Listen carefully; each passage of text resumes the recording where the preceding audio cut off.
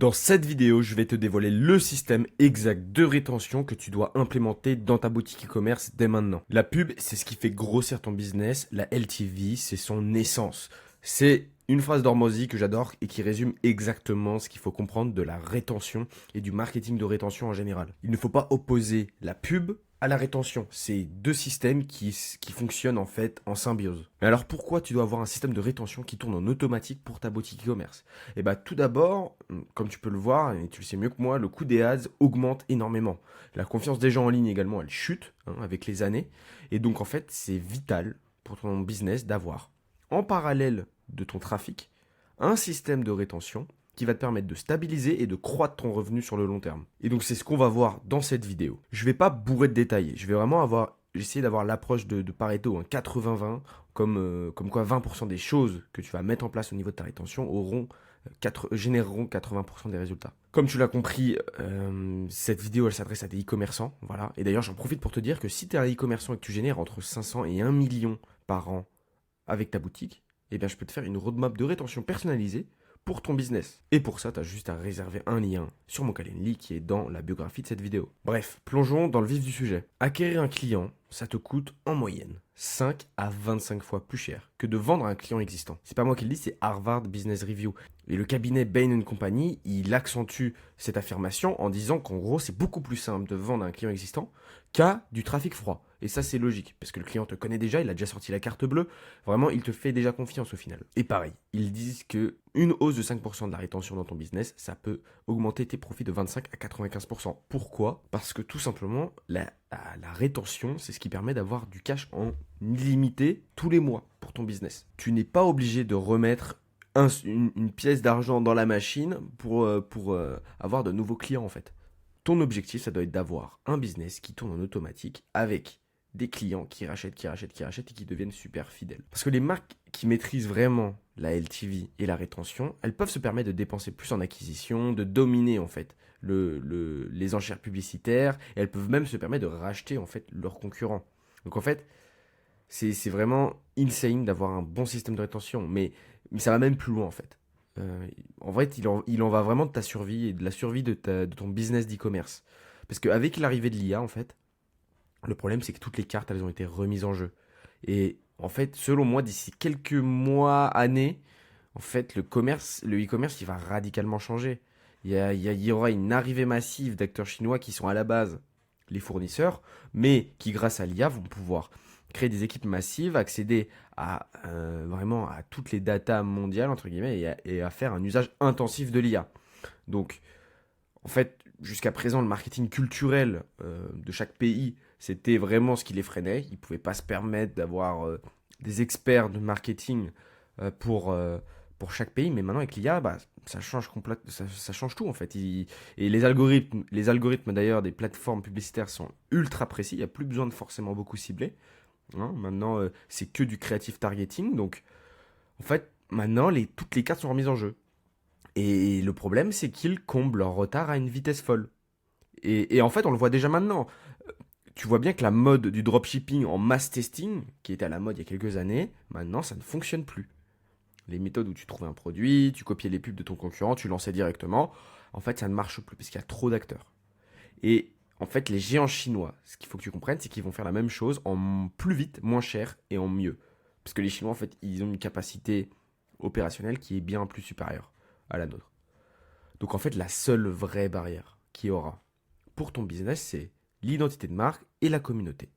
Donc c'est vraiment ton objectif à toi, ça va être de construire un business avec un système back-end, donc un système de rétention super efficace pour fidéliser tes clients et fédérer ta communauté, fédérer ton audience. C'est le plus important. Parce qu'un simple shop basique ne suffira pas. Voilà. Donc il faudra après bâtir des actifs super forts comme une culture de marque, un vrai sentiment en fait de nous contre eux, et même impliquer tes clients dans les décisions de ton business.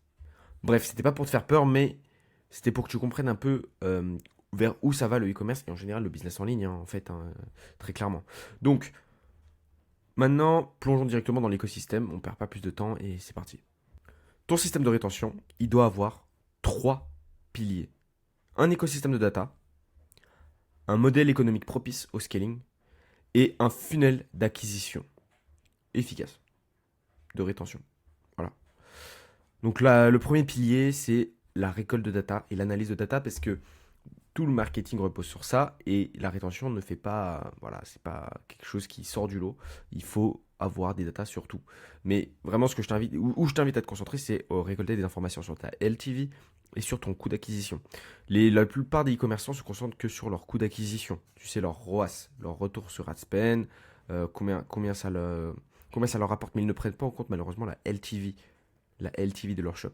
Et c'est en fait ce qu'on veut vraiment pour notre boutique, c'est avoir le golden ratio, comme j'aime l'appeler, c'est la LTV divisé par le coût d'acquisition. Et là, en fait, tu veux un ratio vraiment élevé. Parce que c'est là que tu vas savoir si tu es vraiment efficace en termes de rétention. Et pour ça, il te faut un modèle économique qui est propice. C'est le deuxième pilier, basé sur le gentil produit. Ce que j'appelle le gentil produit, en fait. C'est des produits à haute LTV qui se vendent bien et avec un gros potentiel de réachat. Donc c'est en fait, ouais, voilà, c'est des produits qui sont hyper adaptés pour un écosystème de rétention. Et de l'autre côté, tu as les méchants produits. C'est souvent des fausses croyances, parce qu'ils génèrent beaucoup de cash. Enfin, beaucoup de cash. Ils génèrent beaucoup de ventes. C'est plus clair. Ils génèrent beaucoup de ventes upfront, mais, mais après, il y a zéro LTV. Il y a zéro potentiel de réachat. Il n'y a rien derrière. Il n'y a aucun potentiel pour faire de la rétention. Et c'est ça le problème.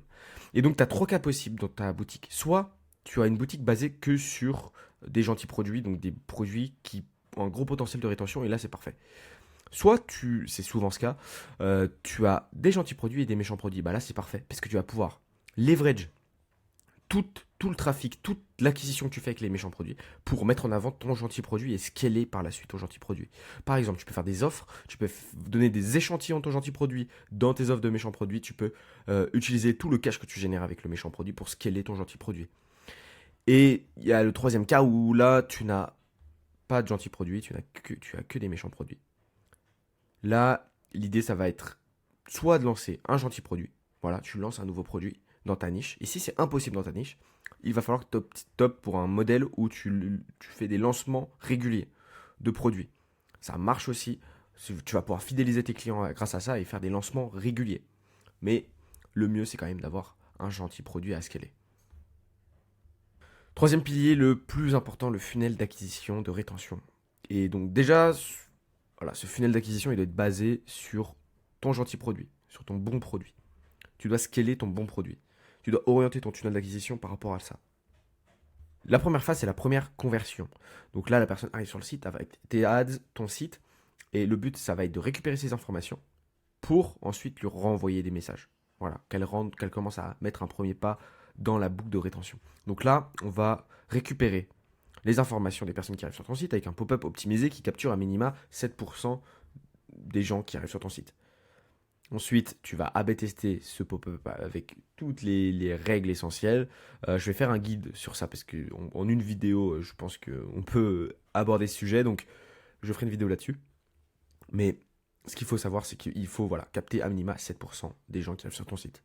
Ensuite, tu vas retargeter les gens avec des flux automatisés d'emails et des SMS. C'est hyper important d'avoir des points de contact à chaque étape du funnel, de personnaliser à l'échelle en fonction du comportement, d'envoyer 6 à 7 emails par flux à peu près, et de faire de l'A/B test constant pareil. Il faut A/B tester. On ne sait pas ce qui fonctionne. On ne sait rien. Il faut absolument tester.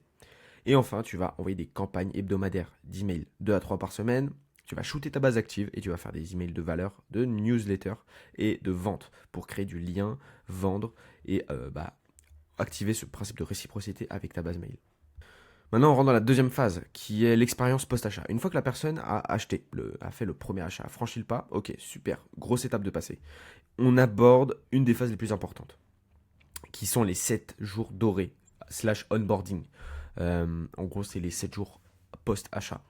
Donc là, vraiment, je t'invite à optimiser ta logistique, d'avoir une expérience vraiment la plus fluide possible et de mettre en place le processus de réachat de deuxième commande. Parce que c'est la plus dure à avoir. Et si tu arrives à passer ce cap, fidéliser la personne par la suite, ce sera beaucoup plus simple. C'est vraiment le cap du deuxième achat qui est très dur.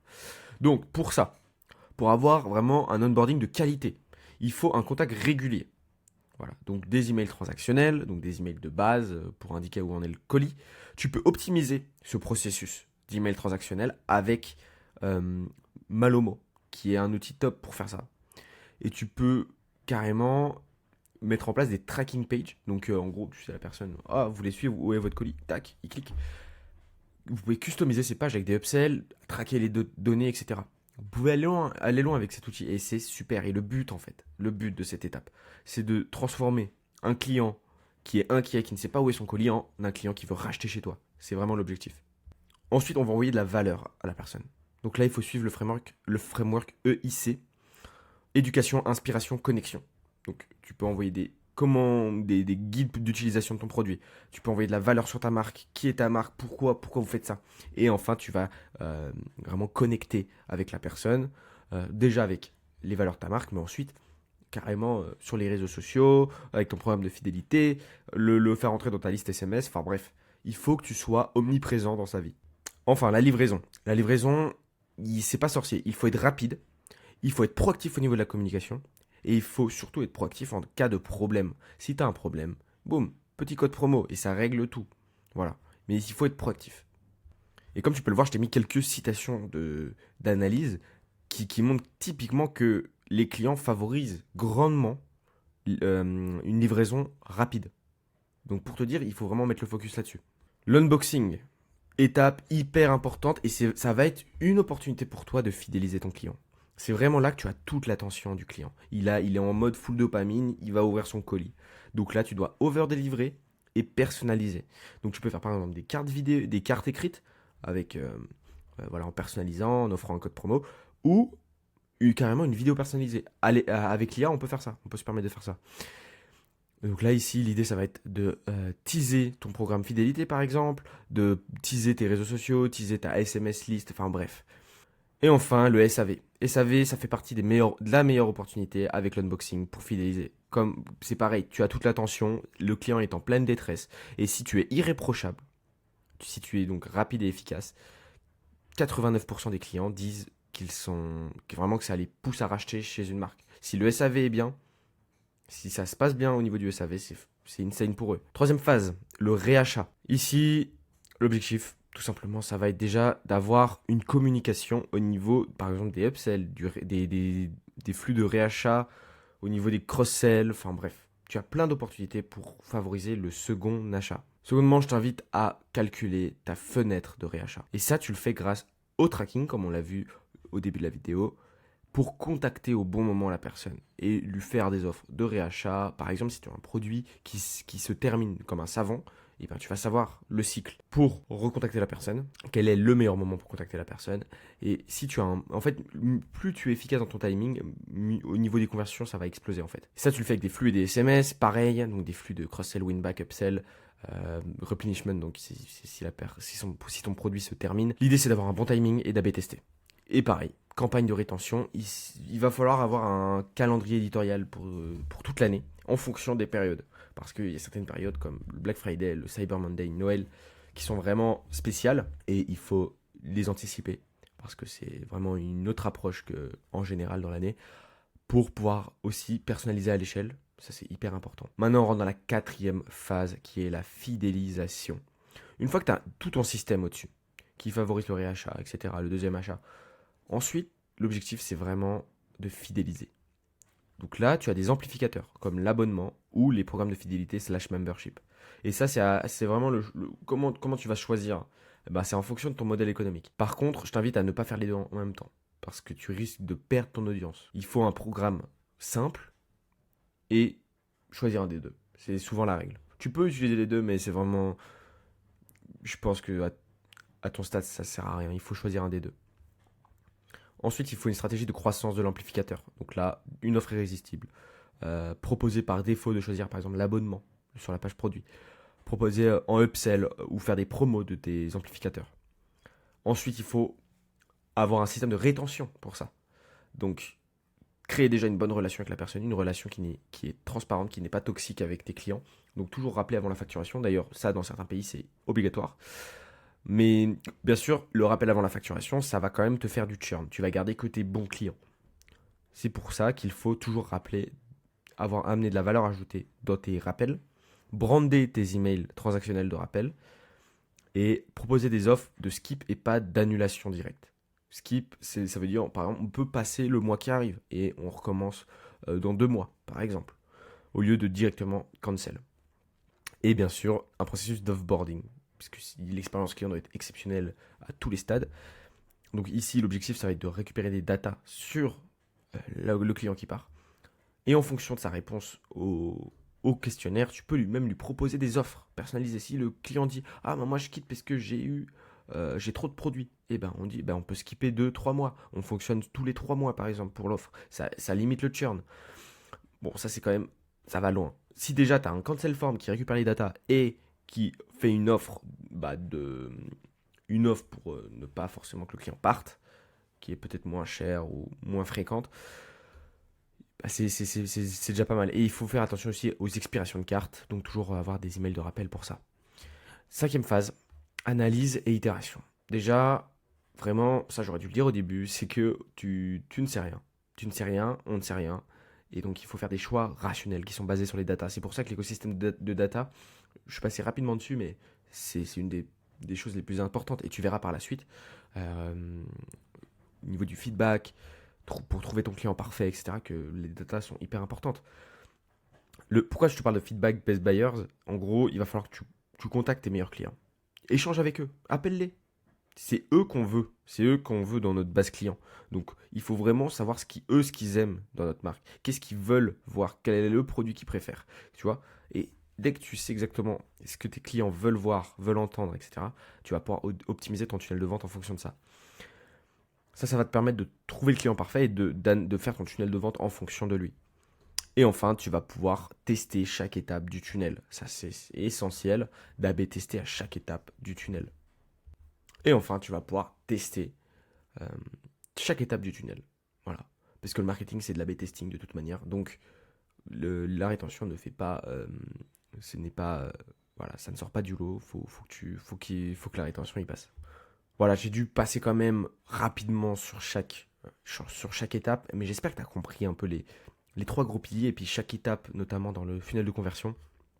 En tout cas, si tu implémentes ce système, vraiment fais les choses simples, mais fais les choses bien oui, la simplicité et l'efficacité, c'est ce qui prime. Il faut pas faire des choses compliquées. Voilà, c'est vraiment le mot de fin. Et si tu es un e-commerçant et que tu génères entre 500 et 1 million par an avec ta boutique, je t'invite à réserver un appel avec moi parce que je pourrais te faire une roadmap personnalisée pour ta boutique e-commerce pour qu'on aille chercher beaucoup de cash au niveau de la rétention. Voilà. En tout cas, je te dis à la prochaine vidéo. Ciao.